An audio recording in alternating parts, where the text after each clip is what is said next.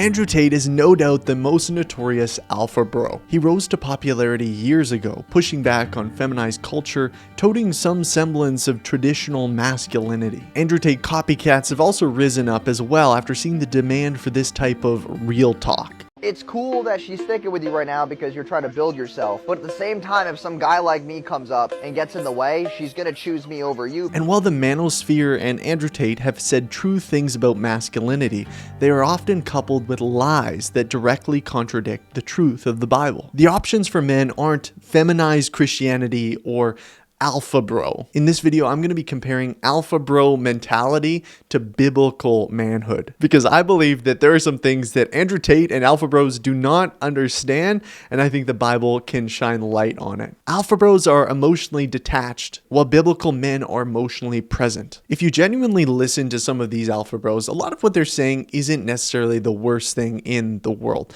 The problem is when things are taken to the extreme, it's all or nothing, and this is one of those cases where they'll talk about emotionality and emotions being a very toxic feminine trait. Real men would never cry and they'd never feel about this, and we need to essentially, I don't know if they'd say this, probably some men would say this in that sphere, we need to suppress our emotions. We need to detach ourselves from emotions. You look at men who went to war, you don't think they were feeling anxiety or fear. No, they just had to go for it because of what mattered, what cause they were fighting for. The idea of a man expressing his feelings feels very feminine to them. But the Bible is pretty clear and shows us examples of people like Job, David, and even Jesus that experience a wide range of emotions and exhibit them. King David poured his heart out in the Psalms. Like, just read some of those guys. Those are flowing with emotions. If a guy came up to you and he started to utter some of the things that were in the Psalms, you would think, you might tell him, you're being dramatic, bro. Like, stop being so emotional. Or even Job in some of his frustration and anger towards God. Now, probably you'd consider that to be justified considering everything that he had was taken away from him, but still extremely emotional, frustrated, angry, sad, all those emotions. Jesus, even one of the shortest verses in the Bible, comes right after one of his best friends dies, Lazarus. And Jesus wept. Now, the thing is, we all have emotions. We all have emotions. Even alpha bros, as much as they would like to tell you, they don't. What we do with them is the question. Now, some people think that we should just suppress them. And you suppress them, and you suppress them, and you numb yourself to them. But what happens? They do come out in some ways. Maybe there's bitterness on the inside. There's anger on the inside. And they come out in outbursts once in a while. The other side of this is emotionalism. And I think this is what alpha bros try to push back against. This is what they're seeing is men that are completely guided by their emotions, that every emotion has to be taken in and processed and given validity. And is there another way? I would say there is. Biblical masculinity isn't about, denying every emotion that we feel all the time. And it's not about embracing every emotion as truth and being guided and led by them. I think of Jesus. He experienced some really hard emotions, and yet he still fulfilled his calling. He still fulfilled what the Father had given to him. He wasn't going to let that deter him from his mission, and I think that's the distinction here. It's that it's not about being detached from our emotions, because when we are, then all of a sudden we can't empathize and have compassion for other people's emotions. This becomes really, really negative in a marriage context where men that have suppressed their emotions for a long time have no way of connecting with their wife's emotions, and it creates a big disconnect. But it's not about disconnecting or detaching from them because we're scared of them or they're going to hurt us or they're going to hinder us.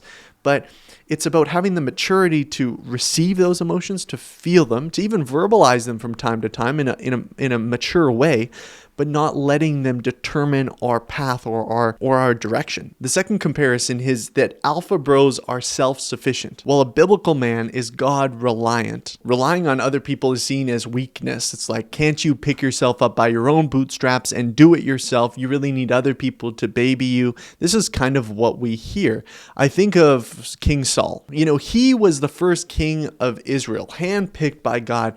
Over time, he had God's blessing, but over time, he made more and more decisions that were self-centered, that were self-serving, that were to gain himself praise. where he relied on his own discernment and his own decision making and denied God's command of him. One clear example of this is when he offered a sacrifice after a victory when it should have been Samuel, or when God commanded them to wipe out the Amalekites, to kill everyone, to get rid of everything. But meanwhile, he decides to keep King Agag alive and some of the livestock to appease his people, to please himself and his troops instead of God. When God's hand was removed from Saul and given to David, his favor was on David, and David begins to have all this success. The women were saying, Saul has slain thousands, but David has slain tens of thousands. This triggered Saul's intense jealousy. This is what happens when we try to be self-sufficient. We're on the defensive all the time. Anybody that questions what we do, no, I make the right decision, then we have jealousy for other people and what they have. Bitterness even begins to grow. And then when we're self-sufficient and we end up failing because we don't have the help of other people, where do we go? Self-pity. Oh, woe is me. I think of Moses in Numbers when faced with the overwhelmingness of trying to lead Israel, he cries out to God for help. Or King Jehoshaphat, when faced with an overwhelming army, turned to God in prayer and fasting, admitting his weaknesses. Even the Apostle Paul, who is the most studied, the most learned of really all the apostles, this is what he says. But he said to me, my grace is sufficient for you, for my power is made perfect in weakness. Therefore, I will boast all the more gladly of my weaknesses, so that the power of Christ may rest on me. Even the Apostle Paul wanted to boast in his weaknesses because he knew something to be true, that when we boast of our weaknesses, when we admit our weaknesses, the power of God is seen that much more clearly, because it wasn't about us and our self-sufficiency. That wasn't what made us a man, but rather our ability to submit to God and God work through us. One of the most troubling things I would say about Andrew Tate and the Alpha Bros is their relationship to women. They treat women as objects.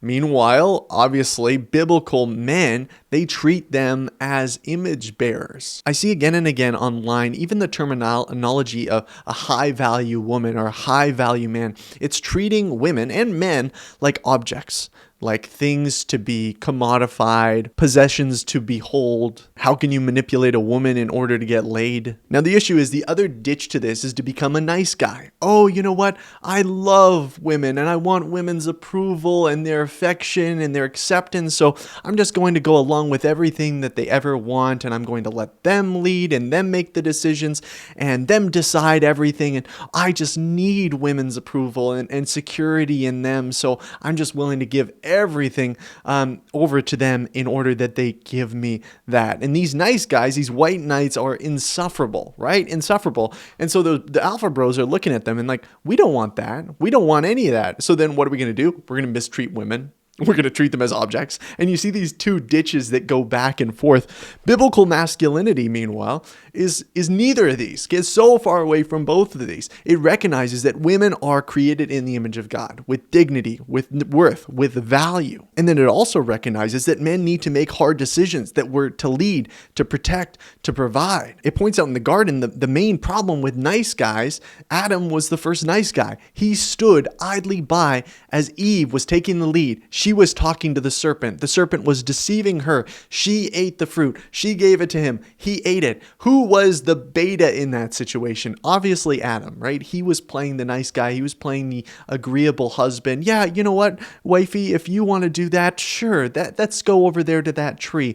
You can talk to him. I don't need to interfere with this.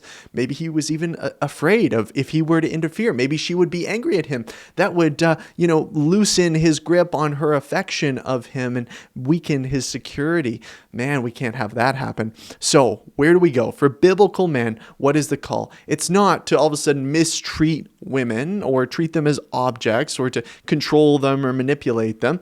And it's not to just cower in the face of them because we need to worship them in order to gain acceptance and approval and affection that our heart craves. It's to find that in God, to find the acceptance and the love and the security that we need in order that when we're in a relationship with a woman, that we can make tough decisions that maybe she even disagrees with, but ultimately are for her good. That's what it means to be a man. It means to make decisions that and take responsibility and do not push that on her. 1 Peter 3:7 says, "Likewise, husbands, live with your wives in an understanding way, showing honor to the woman as a weaker vessel, since they are heirs with you of the grace of life, so that your prayers may not be hindered." Men and women are different. This is something that people connect with. They're tired. We're tired of hearing men and women are the same. Oh, no, women can do exactly what men can do. Obviously, that's wrong. Obviously, that's false, right? We know that just to our core. Our biology speaks of that. And so when young men hear alpha bros online, they're talking about the differences between men and women, at least pointing out some differences, even if the ones that they point out are a little bit sus and questionable, they connect with that. And as a man that wants to obey God, I'm too am looking towards, okay, how did God create us differently? God created woman as the weaker vessel. And a lot of people have different interpretations of this. People will be very stringent about, this means just kind of like in a very physical sense, and that's pretty much it. But you take it however you want to take it based on the commentaries that you read. I just take it in all the senses, right?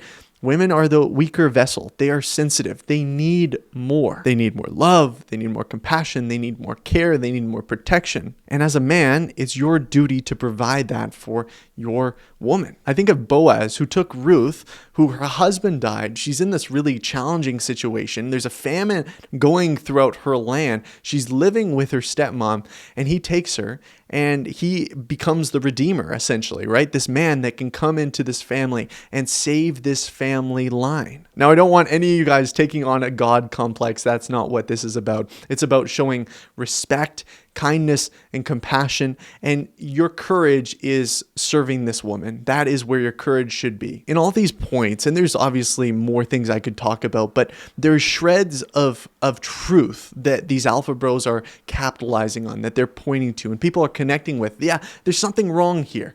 But often what I recognize is that something within the culture, when there's something astray, right? There is some lie that's being told. Often what will happen is people will come up on the other side of the ditch and start speaking about this lie. And everyone's like, yeah, that is a lie. That is a lie. But meanwhile, they're telling the other side of the lie, not the full picture. And that's why I believe it's so important that us guys stay grounded in the Word of God and don't just get taken up with whatever cultural movement or cultural figure is on the rise because he's saying some things that people connect with. Thanks for watching this video. If you enjoyed it, subscribe because I'm putting out new videos like this all the time. I really appreciate being able to share with you guys, and until the next one, keep pursuing the mission.